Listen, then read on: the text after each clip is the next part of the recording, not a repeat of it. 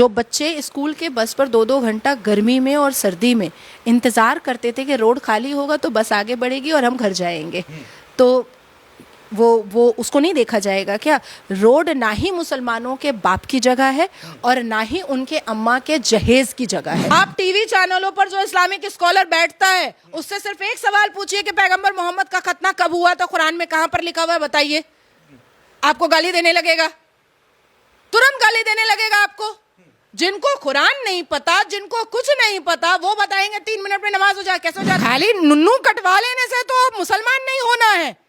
जरा कुरान की इबादत करो, जरा कुरान पढ़ो, कुरान समझो, तब मीडिया के सामने आकर के बोलो। कौन पैगंबर बनाया था? एक तो तुम हराम चीज टेक्नोलॉजी का लाउड स्पीकर यूज कर रहे हो, फिर हराम चीज टेक्नोलॉजी का माइक यूज कर रहे हो, कुरान के हदीस के पैगंबर मोहम्मद के खिलाफ जा रहे हो, और उसके बाद जब उसकी आवाज थोड़ी सी कम करने कही जा रही है तो तुम चीख करके तुम चप्पल और पत्थर का जिहाद भी कर रहे हो। क्यों नहीं खाया जाएगा? आप लोग ये बताइए। हाँ, सबका नेता होता है ना। शुरू से सुनिए फिर। बकरीद नहीं होगा, गाय नहीं खाया जाएगा, क्यों नहीं खाया जाएगा? आप लोग ये बताइए। हाँ, सबका नेता होता है ना, सब पर आ जाता है ना। तो जब ये बीजेपी आया है तो सबको सब करने दे, अपना भी धर्म करो, हम लोग का भी धर्म करो। ये करना चाहिए कि नहीं चाहिए? देखिए, पश्चिम बंगाल में शुभेंदु अधिकारी जैसे ही मुख्यमंत्री बने, कह रहे हैं रोडों पे नमाज नहीं पड़ेगा मुसलमान। अतिक्रमण कह रहे हैं, मुसलमानों को घर पे बुलडोजर चलवा दिया। फिर मैं कहूंगी कि जिन घरों पर बुलडोजर चल रहे हैं उन घरों के ऊपर ऑलरेडी पहले से कलकत्ता हाई कोर्ट में रिट पिटीशन डला हुआ था। वो इलीगल कंस्ट्रक्शंस थे। इलीगल कंस्ट्रक्शन में हिंदू रहे मुसलमान रहे कोई फर्क नहीं पड़ता है। ममता बनर्जी के जो तमाम जो नेता है वो कह रहे हैं मुसलमानों को अत्याचार किया जा रहा है। आप उसको किसी भी तरीके से बोल सकते हैं। इलीगल कंस्ट्रक्शन हिंदू का रहेगा, मुसलमान का रहेगा, सिख का रहेगा, ईसाई का रहेगा, जैन का रहेगा, किसी का भी रहेगा। कंस्ट्रक्शन अगर इलीगल होगा तो वो टूटेगा ही टूटेगा। मटिया बुरुज में, खिदरपुर में जो तोपसिया, सबसे पहले तो मैं तोपसिया पर आती हूँ। तोपसिया में जो इलीगल कंस्ट्रक्शन को तोड़ा गया है वो तोपसिया में मल्टीपल इलीगल कंस्ट्रक्शन है। मल्टीपल 700 स्क्वायर फीट पर 4 तल्ला बिल्डिंगें हैं, 300 स्क्वायर फीट पर 5 तल्ला बिल्डिंगें हैं। अब आप सोचिए, सोच के देखिए। अब आती है दूसरी बात कि तोपसिया में जो इलीगल कंस्ट्रक्शन को तोड़ा गया है उसमें आग लगा था। जब आग लगा तो दमकल जा नहीं पाया, एम्बुलेंस जा नहीं पाया, इतना इलीगल कंस्ट्रक्शन नैरो जगह पर बना हुआ था। तीसरा कि 2 लोगों की हत्या हो गई वहाँ पर, 2 लोगों का की मौत हो गई वहाँ पर। उसको हत्या ही बोलेंगे, जो डेवलपर है और जो ओनर है उनकी वजह से वो हत्या हुई। तीसरा कि उस इलीगल कंस्ट्रक्शन के ओनर की बीवी खुद बंगाल में तोपसिया की गली में अपने बिल्डिंग के नीचे कैमरा के सामने कह रही है कि वो विदेशी डॉलर्स का काम करती थी। विपक्ष के सारे नेता ये कह रहे हैं कि मुसलमानों को घर पे बुलडोजर चला जा रहा है, नमाज नहीं पढ़ने दे रहे। बोलने नहीं पढ़ने दे रहे। नहीं, रोड पे तो नमाज, रोड तो किसी के अब्बा का है नहीं। ममता बनर्जी पढ़वाती थी तब मुसलमान बहुत खुश था और हिंदू भी खुश था साथ में। कौन बोला कि हिंदू खुश था? जो बच्चे 2-2 घंटा, नहीं कंप्लेन तो बहुत थी। क्या बात कर रहे हैं? दबा दी जाती थी। दबा दी जाती थी। जो बच्चे स्कूल के बस पर 2-2 घंटा गर्मी में और सर्दी में इंतजार करते थे कि रोड खाली होगा तो बस आगे बढ़ेगी और हम घर जाएंगे, तो वो उसको नहीं देखा जाएगा क्या? रोड ना ही मुसलमानों के बाप की जगह है और ना ही उनके अम्मा के जहेज की जगह है। रोड सरकारी है और रोड पर हक सारे धर्मों और सारे मजहब के लोगों का है। रोड को आप अपने पब्लिक गैदरिंग के लिए, आप अपनी इबादत के लिए इस्तेमाल नहीं कर सकते हैं। दूसरी बात आती है, मस्जिदें अनेक हैं, दरसगाहें बहुत सारी हैं, मज़ार, मदरसे, ईदगाहें, खानकाहें, करबला, घर सब है आपके पास। आपको उसमें नमाज क्यों नहीं पढ़ना है? आपको रोड पे ही नमाज क्यों पढ़ना है? क्यों पढ़ना है आपको रोड पे नमाज? नमाज से क्या दिक्कत हो जाती है? एकदम झूठ बात है। कौन जाहिल मौलाना ये बात बोलता है कि 3 मिनट की नमाज होती है? मुसलमान कहते हैं। एकदम फालतू की बात है। 14 मिनट का तो खुतबा होता है जुमा के दिन। क्या बात किया जा रहा है? और कोई मस्जिद, जैसे बड़ी मस्जिद होती है, नाखुदा मस्जिद होती है, टिप्पू सुल्तान मस्जिद होती है, लाल मस्जिद होती है, जो शाही मस्जिद होती है, वहां पर तकरीबन आधे घंटे का खुतबा होता है। ये कौन झूठ बोल रहा है कि 3 मिनट की नमाज होती है? कैसे 3 मिनट की नमाज होती है? जुमा की नमाज में 2 रकात जुमा की नमाज होती है। फिर जोहर की नमाज होती है, तकरीबन 7 से 8 मिनट की तो नमाज होती है। उसके बाद फिर खुतबा होता है आधे घंटे का, बहुत कम भी खुतबा होता है तो 15 मिनट का होता है। उसके बाद जो रोड को जाम किया जाता है, उस रोड को फिर से नॉर्मल करने में 1 घंटा लगता है ट्रैफिक पुलिस को। तो 2 घंटा लगा कि नहीं लगा? कौन बोलता है 3 मिनट में नमाज हो जाती है? तमाम मैंने मुस्लिम भाइयों से पूछा तो कह रहे हैं कि झूठ बोल रहे हैं। अरे बहुत सारे ऐसे मुसलमान एंकर भी हैं बैठी हुई, जिनको पता नहीं है 7वां कलमा क्या होता है। एक कलमा से 7वां कलमा पढ़ के नहीं बताएंगी 7 कलमा। आप टीवी चैनलों पर जो इस्लामिक स्कॉलर बैठता है, उससे सिर्फ एक सवाल पूछिए कि पैगंबर मोहम्मद का खतना कब हुआ, तो कुरान में कहां पर लिखा हुआ है बताइए। आपको गाली देने लगेगा, तुरंत गाली देने लगेगा आपको। जिनको कुरान नहीं पता, जिनको कुछ नहीं पता, वो बताएंगे 3 मिनट में नमाज हो जाए। कैसे हो जाती है? इशा की नमाज सुनिए, इशा की नमाज 17 रिकात होती है। 17 रिकात 3 मिनट में कैसे पढ़ा जा सकता है? कैसे पढ़ा जा सकता है? अगर जोहर की नमाज के साथ जुमा की नमाज पढ़ी जा रही है तो फर्ज नमाज ही होती है, जोहर की जो होती है वो 4 रिकात होती है। आप उसमें जुमा की नमाज जोड़िए 2 रिकात, तो आप जब आप नियत करते हैं नमाज की, उसी में 2.5 मिनट लगता है। सिर्फ नियत बांधने में 2.5 मिनट लगता है, क्योंकि नियत बांधने की जो आयत है वो बड़ी है। उसके बाद फिर आप तहलीमा बांधते हैं, उसके बाद फिर आप रुकू पे जाते हैं, उसके बाद आप सिजदा पे जाते हैं, और वैसे करते करते आपको 6 बार करना है।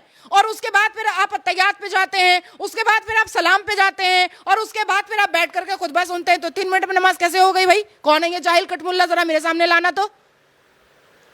अरे खाली नुन्नू कटवा लेने से तो मुसलमान नहीं होना है। जरा कुरान की इबादत करो, जरा कुरान पढ़ो, कुरान समझो, तब मीडिया के सामने आकर के बोलो। अब हम लोग को गाय गोश्त खाने नहीं दे रहा है, शुभेंदु अधिकारी, हम भाजपा जो है, मोदी जो है, हम लोगों का कुर्बानी मना कर दिया। झूठ बोल रहा है, सरासर झूठ बात है। हदीस और कुरान और पैगंबर मोहम्मद सल्लल्लाहु अलैहि वसल्लम ने कहा कि जो जानवर दूध देता है उसकी कुर्बानी नहीं हो सकती है। गाय दूध देती है ना जी, तो कैसे हो सकती है? पैगंबर मोहम्मद खुद मना किए हैं कि जो जानवर दूध देता है इसलिए उसकी कुर्बानी नहीं हो सकती। बकरी की कुर्बानी कभी सुना है आपने? नहीं, बकरे की कुर्बानी होता है। दुम्बा का जो फीमेल वर्जन आता है उसकी कुर्बानी सुना है आपने?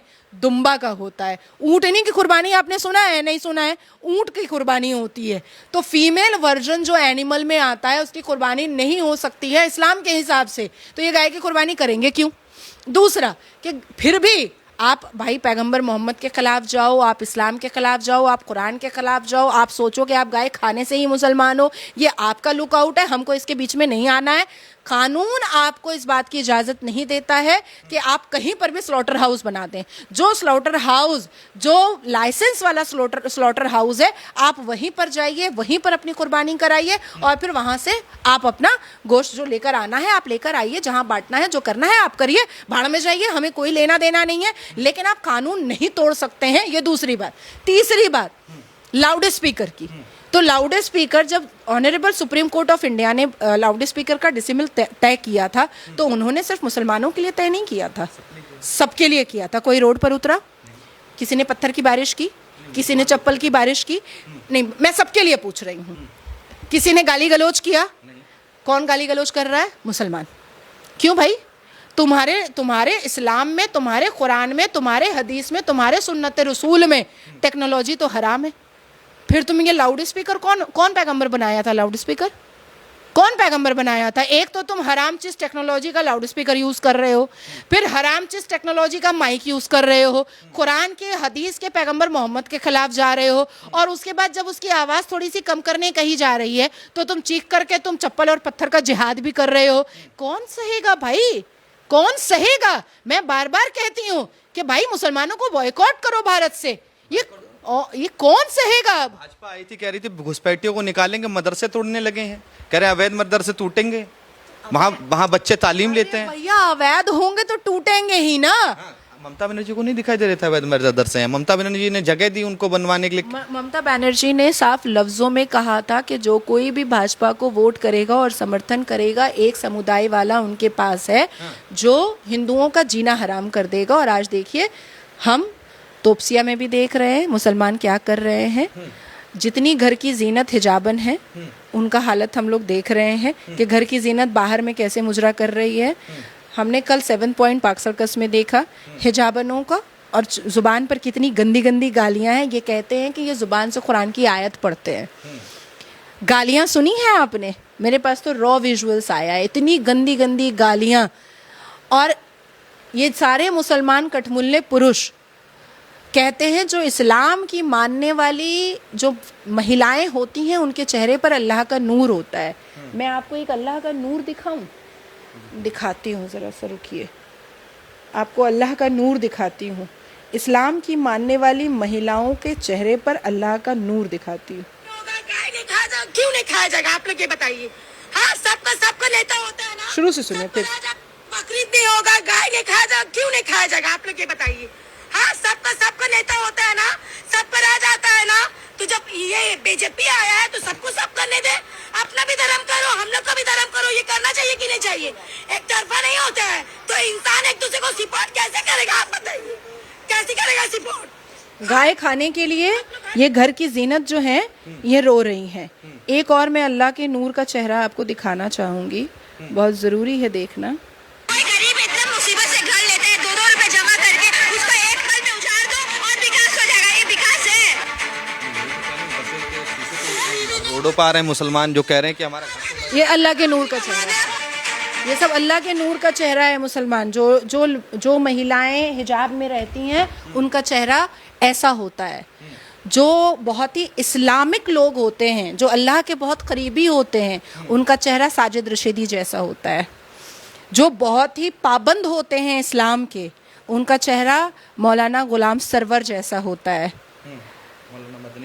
मौलाना मदनी जैसा होता है। तो जो अल्लाह के बहुत करीबी होते हैं उनका चेहरा ऐसा होता है। मेरा एक लास्ट सवाल होगा आपसे। ममता बनर्जी, देखिए आपको आपने बताया था कि ममता बनर्जी 5 साल क्या करेंगी।